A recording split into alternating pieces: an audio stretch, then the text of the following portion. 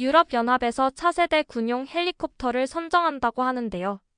우리나라 군용 헬리콥터에서 의문의 균열이 발견됩니다. 조사관이 이 비밀을 밝혀내고 충격에 빠졌다고 하는데요. 과연 어떤 놀라운 진실일까요? 그럼 지금부터 오늘의 이야기를 시작해보겠습니다. 안녕하세요. 저는 캐나다에서 헬리콥터 사고 조사관으로 일하고 있는 세라피나 첸이에요. 나이는 35살이고 현재 브뤼셀에 거주하고 있어요. 저는 캐나다 최고의 헬리콥터 사고 조사관으로 알려져 있어요. 다른 사람들이 놓치는 작은 단서들을 찾아내는 특별한 재능이 있거든요. 벨기에 브뤼셀의 어느 화창한 아침 모든 것을 바꾸어 놓을 전화 한 통을 받았어요. 유럽연합에서는 새로운 군용 헬리콥터를 어느 나라가 만들지 선택하고 있었어요. 5개 나라가 경쟁하고 있었죠. 한국, 독일, 프랑스, 이탈리아, 그리고 영국이요. 각 나라는 테스트를 위해 최고의 헬리콥터를 보냈어요. 한국 헬리콥터에 심각한 문제가 생겼다고 설명했어요. 거대한 테스트 창고에 도착했을 때 반짝이는 파란 헬리콥터 주위로 걱정스러운 표정의 관계자들이 모여 있는 것을 볼 수 있었어요. 헬리콥터는 아름답고 현대적으로 보였지만 모든 사람들이 로터 근처의 한 작은 부분을 가리키고 있었어요. 위쪽에서 회전하는 날개 말이에요. 한국 헬리콥터는 저렴하지만 이것이 안전하지 않다는 것을 증명한다고 했어요. 이 균열이 끔찍한 사고를 일으킬 수 있었을 거라고 설명했어요. 제 경험으로는 마모와 파손으로 생기는 진짜 균열은 보통 지그재그이고 엉성한 모양이에요. 모든 헬리콥터 부품에는 온도, 진동, 스트레스를 기록하는 센서가 있어요. 컴퓨터 기록에 따르면 이 부품은 자정에 완벽하게 멀쩡했어요. 하지만 여기를 보니 새벽 2시와 4시 사이에 데이터 공백이 있었어요. 그의 나라는 이 헬리콥터를 만들기 위해 수년을 보냈는데 이제 모든 노력이 물거품이 된 것처럼 보였거든요. 박민준 씨가 정중하게 첸 씨라고 부르며 말했어요. 저희 회사는 20년 동안 헬리콥터를 만들어 왔다고 했어요. 그날 저녁 저는 창고에 늦게까지 남아서 특수도구로 헬리콥터의 구석구석을 조사했어요. 자외선 조명 아래에서 흥미로운 것을 발견했어요. 헬리콥터 근처 바닥에 작은 금속 입자들이 있었어요. 이 입자들은 헬리콥터의 원래 금속에서 나온 것이 아니었어요. 저는 혼잣말로 최근에 누군가 여기서 금속을 자르고 있었다고 말했어요. 하지만 보안팀에 확인해보니 그 특정 카메라가 새벽 2시와 4시 사이에 고장났다고 말했어요. 헬리콥터 센서에 누락된 데이터와 정확히 같은 시간이었어요. 그날 밤 호텔로 걸어가면서 결심을 했어요. 아무리 깊이 파야 하더라도 진실을 찾아낼 거예요. 다음날 아침 저는 오스카 바우만 박사를 만났어요. 그는 뛰어난 독일의 재료 과학자였어요. 오스카는 두꺼운 안경을 쓰고 이미지들을 신중하게 관찰했어요. 오스카가 천천히 흥미롭다고 말했어요. 이 균열이 얼마나 완벽하게 직선인지 보라고 했어요. 한편 시내 건너편에서는 루카 비앙키가 고급 사무실에서 바쁘게 전화를 걸고 있었어요. 루카는 헬리콥터 계약을 따내고 싶어하는 이탈리아 회사인 에어로유럽에서 일했어요. 그는 사람들이 로비스트라고 부르는 사람이었어요. 중요한 결정에 영향을 주려고 하는 사람 말이에요. 루카가 만족스러운 미소를 지으며 전화로 이야기가 완벽하게 퍼지고 있다고 말했어요. 이제 우리 헬리콥터가 당연한 선택처럼 보일 거라고 설명했어요. 하지만 루카는 탐사 저널리스트인 에이미 스미스가 그의 건물 맞은편 카페에 앉아서 특수장거리 마이크로 그의 대화를 듣고 있다는 것을 몰랐어요.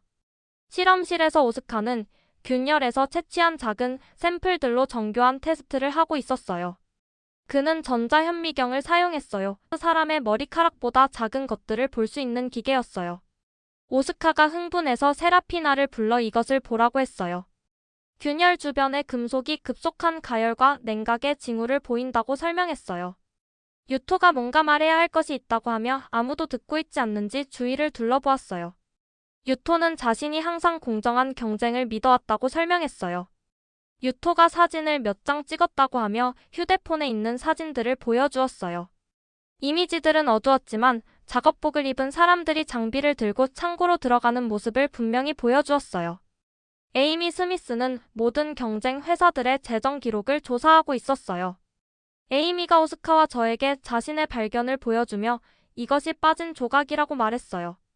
그들은 이런 균열을 만들 수 있는 정확한 종류의 레이저 장비를 가지고 있다고 설명했어요. 경쟁이 공정한지 확인하는 책임이 있는 프랑스 감사관인 마리안 르메르시에 박사가 우리 수사에 합류했어요. 그녀는 예리한 지성과 불편하더라도 증거를 무시하지 못하는 성격으로 알려져 있었어요. 한국 엔지니어인 박민준 씨는 조용히 자신만의 수사를 하고 있었어요. 그는 우리에게 헬리콥터의 정비 로그를 보여주었어요. 누군가 우리의 원래 로터 허브를 똑같이 생긴 부품으로 교체했다고 말했어요. 누군가 이 속임수를 준비하는데 몇 달을 보냈던 거예요. 그때 오스카가 기발한 아이디어를 냈어요. 하지만 이번에는 우리가 준비하고 있을 거라고 말했어요. 우리 팀은 영리한 함정을 설치하기로 결정했어요. 큰 공개 시험 비행 전에 모든 헬리콥터의 최종 검사를 한다고 발표했어요. 이것은 사보타주범들에게 문제를 일으킬 마지막 기회를 줄 텐데. 하지만 이번에는 제 팀과 저가 지켜보고 있을 거예요. 저는 테스트 시설의 작은 회의실에서 오스카, 에이미, 마리안, 박민준 씨 그리고 유토와 함께 앉았어요. 박민준 씨가 철퇴 안경 너머로 진지한 어두운 눈을 하고 몸을 앞으로 기울였어요. 그의 나라 명성이 거짓말로 인해 파괴되고 있었고 그가 설계를 도왔던 헬리콥터가 사보타주를 당하고 있었거든요. 하지만 분노 대신 결의를 봤어요. 그는 투명한 액체가 든 작은 병을 꺼냈어요. 자신의 팀이 서울에서 가져온 거라고 했어요. 지워지지 않는 지문 같은 거라고 말했어요. 오스카가 두꺼운 안경을 조정하고 병을 자세히 살펴보았어요. 헬리콥터의 모든 중요한 부분에 칠할 수 있다고 말했어요. 영국 저널리스트인 에이미 스미스가 노트북으로 빠르게 타이핑하고 있었어요. 그녀의 빨간 머리가 우리를 올려다볼 때 빛에 반짝였어요. 장난스러운 미소를 지으며 자신도 아이디어가 있다고 말했어요. 가짜뉴스 기사를 씹는 것은 어떠냐고 물어보았어요. 프랑스 감사관인 마리안이 창고 보안 계획을 연구하고 있었어요. 금발 머리는 엄격한 쪽머리로 뒤로 묶여 있었고 파란 눈은 날카롭고 집중되어 있었어요. 출장을 위해 도시를 떠나는 척할 거라고 깔끔한 억양으로 말했어요. 더 도움이 되고 싶다고 조용히 말했어요. 이것은 자신이 믿는 모든 것에 반한다고 했어요. 일본에는 부시도라는 개념이 있다고 했어요. 무사의 길 말이에요. 명예를 가지고 싸우는 것을 의미한다고 설명했어요. 저는 테이블 주위에 있는 여러 나라 사람들을 둘러보았어요. 한국, 독일, 영국, 프랑스 그리고 일본. 며칠 전에는 우리가 경쟁자였어요. 동전보다 작은 카메라들과 바닥을 걸어가는 쥐도 탐지할 수 있는 동작 센서가 있다고 했어요. 모든 곳에 숨겨둘 거라고 설명했어요. 그날 저녁 우리는 계획을 실행에 옮겼어요. 박민준 씨와 한국팀이 헬리콥터의 모든 중요한 부분에 투명 페인트를 조심스럽게 칠하는 것을 지켜보았어요. 그들은 외과의사의 정밀함으로 작업했고 모든 볼트, 모든 전선, 모든 금속 표면이 덮이도록 했어요. 그가 2주라고 답했어요. 한편 오스카는 기술적인 거미처럼 창고를 기어다니며 그림자와 구석에 작은 카메라들을 설치하고 있었어요. 일부는 볼트로 위장되었고 다른 것들은 바닥에 작은 파편들로 위장되었어요. 오스카가 저를 불러서 구슬보다 크지 않은 카메라를 보여주었어요. 이 작은 아름다운 것이 완전한 어둠 속에서도 녹화할 수 있고 모든 것을 실시간으로 자신의 노트북에 스트리밍할 수 있다고 말했어요. 에이미는 컴퓨터에서 바쁘게 여러 유럽 신문에 나타날 가짜뉴스 기사를 만들고 있었어요. 한국 헬리콥터가 내일 시험 비행을 주도할 예정이다. 막판 일정 변경으로 아시아 제조업체의 압박이 가해지고 있다고 했어요. 진짜 잘못된 정보를 퍼뜨리고 싶지 않다고 설명했어요. 그녀가 저에게 윙크했어요. 은혜를 빚진 저널리스트 친구들이 있다고 했어요. 몇 시간 동안 기사를 내보낸 다음 조용히 정정할 거라고 설명했어요. 만약 그들이 우리 함정을 발견하면 다시는 시도하지 않을지도 모르거든요. 마리아는 가방을 싸는 큰 쇼를 하며 급한 업무로 파리에 간다고 모든 사람에게 발표했어요. 호텔 로비에서 3일 후에 돌아올 거라고 크게 말했어요. 자신이 없는 동안 중요한 일이 일어나지 않기를 바란다고 했어요. 하지만 공항에 가는 대신 가명을 사용해서 창고에서 2블록 떨어진 작은 호텔에 체크인했어요. 밤 10시에 우리는 모두 창고 위쪽에 숨겨진 관찰실에 모였어요. 오스카가 창고가 보수될 때 잊혀진 이 오래된 사무실 공간을 발견했어요. 아래 전체 층을 완벽하게 볼 수 있는 곳이었고 일방향 거울인 두꺼운 유리창이 있었어요. 에이미가 녹음 장비를 설치하며 스파이 영화에 있는 것 같다고 속삭였어요. 몇 시간 후 그 중 하나가 다시 공격당할 거예요. 에이미가 준비되었다고 확인했어요. 밤 11시에 에이미의 가짜뉴스 기사가 3개의 다른 유럽 뉴스 웹사이트에 올라갔어요. 몇 분 만에 에이미가 모니터링하고 있던 전화선에서 활동이 시작되는 것을 보기 시작했어요.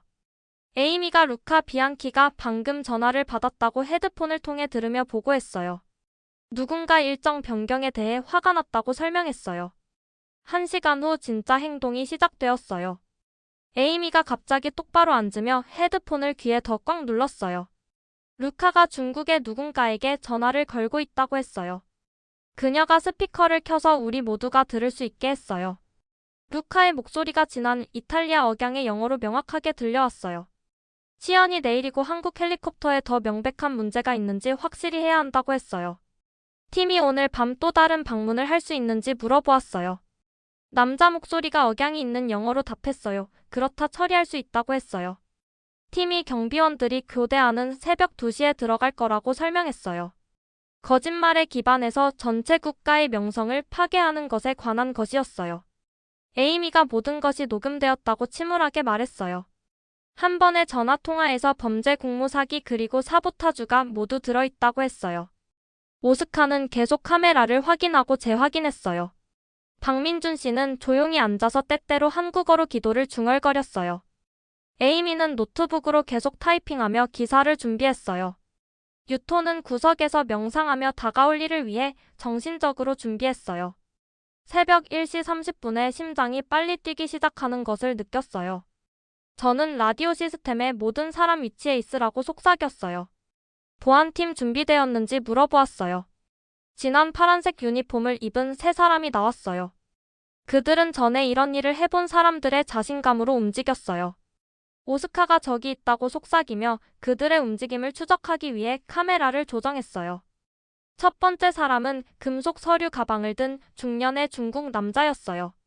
이것은 드래곤 테크 서비스의 매니저인 리웨임에 틀림없었어요. 다른 2명은 더 젊었고 아마도 그의 직원들일 거예요. 한 명은 작은 여행 가방 같은 것을 들고 있었고 다른 한 명은 도구가 가득한 가방을 가지고 있었어요. 그들은 연문에 다가가서 합법적인 보안 배지처럼 보이는 것을 사용해서 문을 열었어요. 배지가 완벽하게 작동했는데 이것은 도난당했거나 매우 전문적으로 위조되었다는 뜻이었어요. 충분한 돈이면 거의 모든 것을 살 수 있다고 설명했어요. 리웨이가 서류 가방을 열고 노트북 컴퓨터 크기 정도의 작은 장치를 꺼냈어요. 그가 그것을 열었을 때 밝은 파란색 빔을 가진 어떤 종류의 휴대용 레이저 절단기인 것을 볼 수 있었어요. 오스카가 놀랍다고 속삭였어요. 그것은 군용 등급의 정밀 장비라고 했어요. 매우 비싸고 사보타주에 사용하는 것은 매우 불법이라고 설명했어요. 리웨이의 직원 중 한 명은 한국 헬리콥터에서 패널을 제거하기 시작했고 다른 한 명은 휴대용 작업 등을 설치했어요. 그들은 전문 피트 크루처럼 빠르고 효율적으로 작업했어요. 하지만 그들은 만지는 모든 표면이 박민준 씨의 투명 페인트로 표시되고 있다는 것을 전혀 몰랐어요. 그리고 확실히 오스카의 작은 카메라들이 그들의 모든 움직임을 녹화하고 있다는 것을 볼 수 없었어요. 리웨이는 팀을 헬리콥터의 3개의 다른 부분으로 안내했어요. 먼저 그들은 착륙 장치로 가서 레이저 절단기를 사용해서 금속 지지대에 머리카락처럼 가는 균열을 만들었어요.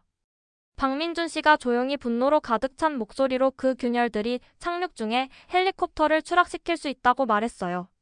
다음으로 그들은 꼬리로터 조립체로 이동했어요. 이것은 헬리콥터가 통제 불능으로 회전하는 것을 막는 뒤쪽의 작은 프로펠러였어요. 치과용 같은 작은 도구들을 사용해서 그들은 여러 중요한 볼트를 느슨하게 하고 조종 케이블의 작은 절단을 만들었어요. 세 번째 위치가 가장 위험했어요. 그들은 주 엔진 근처의 패널을 열고 연료선과 전기 연결을 조작하기 시작했어요. 오스카가 관찰하며 그들이 단순히 헬리콥터를 고장나게 하려는 것이 아니라고 말했어요. 탑승한 모든 사람을 죽일 수 있는 방식으로 치명적으로 고장나게 하려고 한다고 설명했어요. 하지만 우리 함정은 완벽하게 작동하고 있었어요. 투명 페인트가 그들이 만지는 모든 표면을 표시하고 있었어요. 숨겨진 카메라들이 수정처럼 선명한 세부 사항으로 모든 것을 녹화하고 있었어요. 그리고 에이미가 모든 것을 영원히 증거를 보존할 안전한 서버에 라이브 스트리밍하고 있었어요. 약 1시간의 작업 후 리웨이가 뒤로 물러서서 그들의 사보타주를 감상했어요. 그는 휴대폰으로 전화를 걸었어요. 리웨이가 영어로 끝났다고 말했어요. 한국 헬리콥터는 유럽에서 영원히 끝날 거라고 설명했어요. 3명의 사보타주범들이 전조등에 비친 사슴처럼 얼어붙었고 여전히 레이저 절단기와 사보타주된 헬리콥터 부품들을 들고 있었어요. 손을 들라고 외쳤어요. 리웨이가 레이저 절단기를 떨어뜨리고 도망치려 했지만 갈 곳이 없었어요.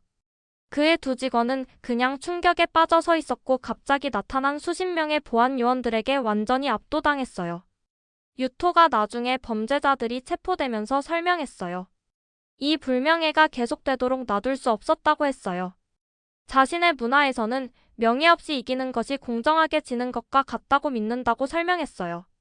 같은 지역 사람들에 반대하는 것을 의미하더라도 옳은 일을 해야 했다고 말했어요. 리웨이가 중국어와 영어로 소리치며 단순히 일상적인 정비를 하고 있었다고 주장하려 했어요. 하지만 보안팀이 레이저 절단기 위조된 배지, 그리고 고의적인 사보타주의 증거를 발견했을 때 그의 항의는 귀에 들어가지 않았어요. 에이미가 모든 것을 녹화하고 소셜미디어에 라이브로 방송하고 있었어요. 몇 분 만에 전 세계 수백만 명의 사람들이 헬리콥터 사보타주범들의 실시간 체포를 지켜보고 있었어요.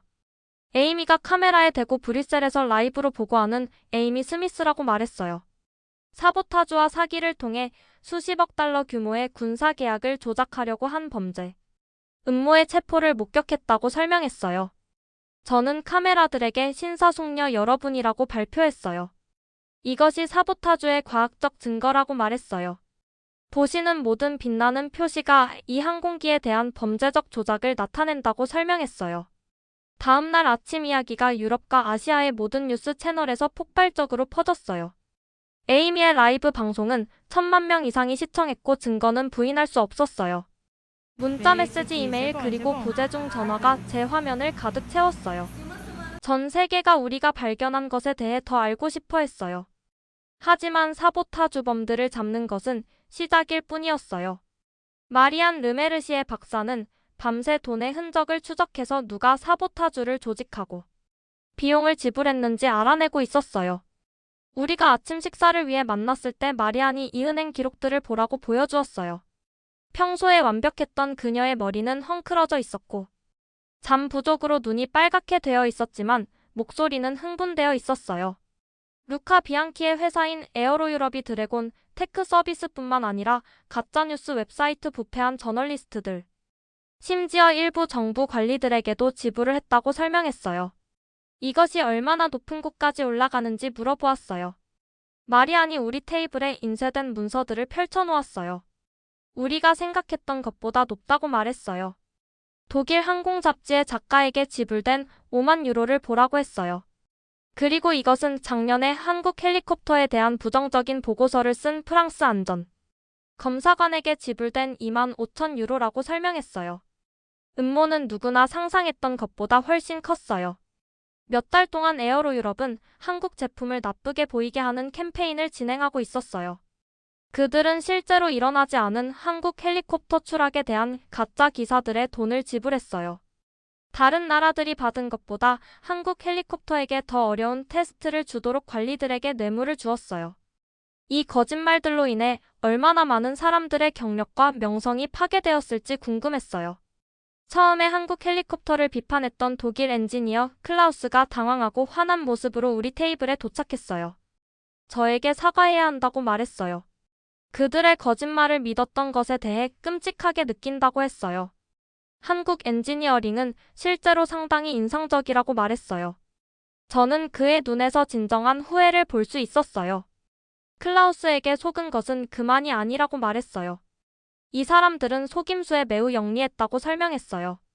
클라우스가 그것이 변명이 될 수 없다고 답했어요. 편견이 판단력을 흐리게 했다고 했어요.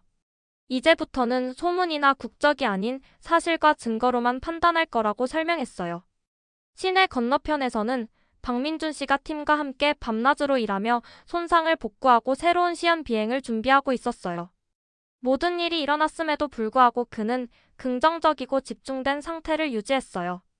그날 아침 늦게 창고를 방문했을 때 박민준 씨와 그의 엔지니어들이 특수기구로 헬리콥터의 모든 부분을 신중하게 검사하고 있는 것을 발견했어요. 저는 그에게 어떻게 견디고 있는지 물어보았어요. 박민준 씨가 작업에서 고개를 들고 미소를 지었어요. 한국에는 눈치라는 개념이 있다고 설명했어요.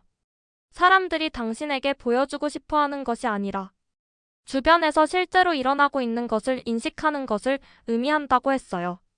세라피나는 뛰어난 눈치가 있다고 말했어요. 다른 사람들이 할 수 없을 때 그들의 속임수를 꿰뚫어 봤다고 설명했어요. 박민준 씨에게 그의 말이 제게 큰 의미가 있다고 말했어요. 박민준 씨가 또 다른 속담도 있다고 계속했어요. 폭풍에서 구부러지는 나무는 부러지지 않는다고 했어요. 우리는 구부러졌지만 부러지지 않았다고 말했어요. 다시 날 것이라고 설명했어요. 저는 단순히 제 일을 하고 있다고 생각하며 이 수사를 시작했지만 이제 훨씬 더 중요한 것을 위해 싸우고 있다는 것을 이해했어요. 진실과 모든 나라를 위한 공정한 대우 말이에요. 한편 오스카의 과학적 분석은 더욱 충격적인 세부 사항들을 드러내고 있었어요. 그는 아침에 범죄자들이 사용한 레이저 절단기의 샘플들을 조사하며 보냈어요. 오스카가 저를 그의 이동식 실험실로 불러서 이것을 봐야 한다고 말했어요. 금속학 패턴이 이 레이저 절단기가 100만 유로 이상의 비용이 든다는 것을 보여준다고 했어요. 그런 장비에 접근할 수 있는 조직은 매우 적다고 설명했어요. 저는 그의 컴퓨터 화면의 데이터를 연구했어요. 어떤 종류의 조직들인지 물어보았어요. 오스카가 조용히 군사연구시설 정부 계약을 가진 항공우주 회사들 그리고 정보기관들이라고 말했어요. 하미가 차가운 파도처럼 저를 덮쳤어요. 이것이 스파이 기관들을 포함할 수도 있다는 말인지 물어보았어요. 오스카가 신중하게 장비가 이 음모가 일반적인 사업 경쟁을 훨씬 넘어서는 자원에 접근할 수 있다는 것을 시사한다고 답했어요. 에어로유럽의 재정에 대한 에이미 스미스의 수사가 제 머리를 어지럽게 하는 연결점들을 드러내고 있었어요. 그녀는 세계의 다른 나라의 재정 전문가들과 함께 돈을 추적하고 있었어요. 에이미가 보안 전화 통화로 저에게 이것이 단순한 사업 경쟁에 관한 것이 아니라고 말했어요. 정부 최고층의 부패에 관한 것이라고 했어요. 이탈리아, 독일 그리고 프랑스의 정치인들에게 지불된 것들을 발견했다고 설명했어요. 저는 얼마나 많은 돈에 대해 이야기하고 있는지 물어보았어요. 에이미가 침울하게 수백만 유로라고 답했어요. 전체 헬리콥터 선택 과정의 영향을 사기에 충분하다고 설명했어요. 한편 유토 하야시는 스캔들에 자신의 회사 관련을 폭로한 것으로 인해 자신의 회사에서 심각한 결과에 직면하고 있었어요. 그의 안부를 확인하기 위해 전화했을 때 그의 목소리는 피곤해 들렸지만 결연했어요. 유토가 상사들이 자신에게 매우 화가 났다고 말했어요. 본 것을 드러냄으로써 회사를 배신했다고 한다고 설명했어요. 하지만 부끄러움과 함께 부유한 것보다는 명예와 함께 실업자가 되는 것이 낫다고 말했다고 했어요. 저는 그의 미래를 걱정하며 이제 무엇을 할 것인지 물어보았어요. 유토가 아직 모르겠다고 인정했어요. 하지만 한국팀은 열심히 그리고 정직하게 일했다고 했어요. 공정한 경쟁을 받을 자격이 있었다고 설명했어요. 그것에 대해 침묵할 수 없었다고 말했어요. 하루 종일 증거가 쌓이면서 여론이 극적으로 변하기 시작했어요. 처음에 한국 헬리콥터에 대한 부정적인 이야기들을 믿었던 사람들이 이제 자신들이 조작당했다는 것을 깨달았어요. 한 독일 시민이 거짓말을 믿었던 것에 대해 미안하다고 썼어요. 한국 기술은 우리의 존경을 받을 자격이 있다고 설명했어요. 한 프랑스 여성이 자신의 정부 관리들이 이 부패에 관련된 것에 대해 부끄럽다고 올렸어요. 한국에게 용서해달라고 했어요. 유럽연합은 부패 스캔들에 대한 완전한 수사를 실시할 것이라고 발표했어요. 여러 관리들이 직위에서 정직되었고 미래의 조작을 방지하기 위한 새로운 규칙들이 시행되었어요. 조종사는 요구되는 모든 기동을 완벽하게 수행했어요. 급격한 회전, 비상 착륙, 고속 비행 그리고 정밀 호버링. 클라우스가 쌍안경으로 지켜보며 아름답다고 속삭였어요. 그 바람 돌풍들을 얼마나 부드럽게 다루는지 보라고 했어요. 가장 중요한 것은 완전히 안전했다는 것이에요. 2시간 시연 후 헬리콥터가 착륙했을 때 국제 관찰자들은 모든 범주에서 완벽한 점수를 주었어요. 한국팀 주변의 축하를 지켜보면서 우리의 국제 그룹이 성취한 것에 대해 자랑스러움을 느꼈어요. 부패를 폭로하고 범죄자들을 잡고 정직한 일이 처벌받는 대신 보상받도록 보장했어요. 앞으로 몇 달 동안 더 많은 수사, 더 많은 체포, 그리고 더 많은 폭로가 있을 거예요. 거짓말의 거미줄은 산산조각이 났지만 신뢰를 재건하는 것은 진실을 폭로하는 것보다 훨씬 오래 걸릴 거예요. 시험 비행은 브뤼셀 외곽의 군사 비행장에서 아름답고 맑은 아침에 이루어졌어요. 관찰 데크에 서서 전 세계의 저널리스트들과 5개 경쟁 국가의 관리들을 포함해서 수천 명의 사람들이 지켜보기 위해 모인 것을 볼 수 있었어요. 박민준 씨와 그의 한국팀은 모든 사보타주 손상을 복구하기 위해 지칠 줄 모르고 일했어요. 하지만 그보다 더 그들은 이 기회를 이용해서 헬리콥터를 더욱 좋게 만드는 추가적인 개선과 혁신을 보여주었어요. 박민준 씨가 비행 전에 모인 군중에게 일어난 일에 대해 화낼 수도 있었을 거라고 말했어요. 대신 이 도전을 이용해서 헬리콥터를 가능한 한 가장 안전하고 신뢰할 수 있게 만들었다고 설명했어요. 그가 말하는 것을 지켜보며 자랑스러움을 느꼈어요. 모든 일을 겪고 난 후에도 그는 여전히 쓰라림보다 희망을 선택했어요.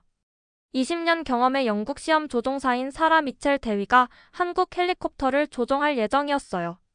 그녀는 정직함과 전문성으로 유명했어요. 그녀가 헬리콥터가 좋다고 말하면 모든 사람이 믿었어요.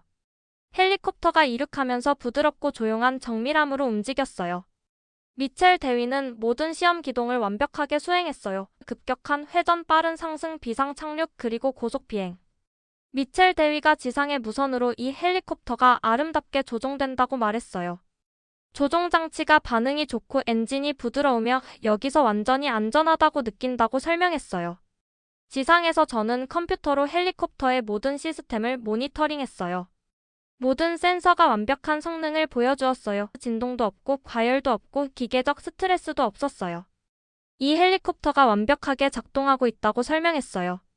하지만 가장 감동적인 순간은 다른 경쟁 국가들의 대표들이 사과하기 위해 앞으로 나섰을 때였어요. 처음에 한국 헬리콥터를 비판했던 독일 엔지니어 클라우스가 먼저 말했어요. 사실보다는 편견에 기반해서 한국 엔지니어링을 판단했던 것이 잘못이었다고 했어요. 박민준 씨가 듣는 동안 그의 눈에서 눈물을 보았어요. 프랑스 관리가 덧붙였어요. 품질은 어느 나라에서 만들어졌느냐가 아니라 헌신과 기술에서 나온다는 것을 배웠다고 했어요. 한국 근로자들은 헌신과 기술 모두를 보여주었다고 설명했어요. 사보타주를 조직했던 이탈리아 회사인 에어로유럽의 관리들까지도 공개적으로 사과했어요. 우리의 행동은 부정직하고 위험했다고 했어요. 우리가 한 일에 대해 부끄럽고 미래에 공정하게 경쟁할 것을 약속한다고 설명했어요. 마리안 르메르시에 박사가 유럽연합의 최종 결정을 발표했어요. 성능, 안전성, 혁신, 그리고 가치를 기반으로 한국 헬리콥터가 이 경쟁에서 승리했다고 했어요. 군중이 박수로 폭발했어요. 박민준 씨와 그의 팀은 감정에 압도되었어요. 그들은 계약을 따냈을 뿐만 아니라 한국 능력에 대한 사람들의 생각도 바꾸어 놓았어요. 개인적 이득보다 진실을 중시하는 사람과 함께 일하게 되어 자랑스러울 거라고 설명했어요. 에이미 스미스는 그녀의 수사로 권위 있는 저널리즘 상을 받았고 그녀의 기사들은 국제 비즈니스에서 공정한 경쟁을 보호하는 새로운 법률로 이어졌어요. 오스카 바우만은 한국 재료 과학자들과 연구 파트너십을 시작했고 독일의 정밀함과 한국의 혁신을 결합해서 더욱 나은 헬리콥터 부품들을 개발했어요. 6개월 후 첫 번째 한국 헬리콥터들이 유럽 군사 부대에서 서비스를 시작했어요. 조종사들은 안전하고 신뢰할 수 있을 뿐만 아니라 실제로 훨씬 비싼 많은 대안들보다 우수하다고 보고했어요. 이제 회사의 국제 운영이사가 된 박민준 씨가 전체 경험을 되돌아보았어요. 이 스캔들이 우리를 파괴할 수도 있었지만 대신 우리를 더 강하게 만들었다고 했어요. 사람들이 한국 품질에 대한 거짓말을 퍼뜨리려고 했을 때 진실이 그들이 틀렸다는 것을 증명했다고 설명했어요. 학교들에서는 공정함의 중요성과 편견의 위험에 대한 교훈으로 가르쳤어요. 한국 헬리콥터들은 여러 해 동안 충실히 복무를 계속했고 최고의 제품은 가장 부유한 나라나 가장 큰 회사에서 나오는 것이 아니라 자신의 일에 자부심을 갖고 품질에 결코 타협하지 않는 사람들에게서 나온다는 것을 매일 증명했어요.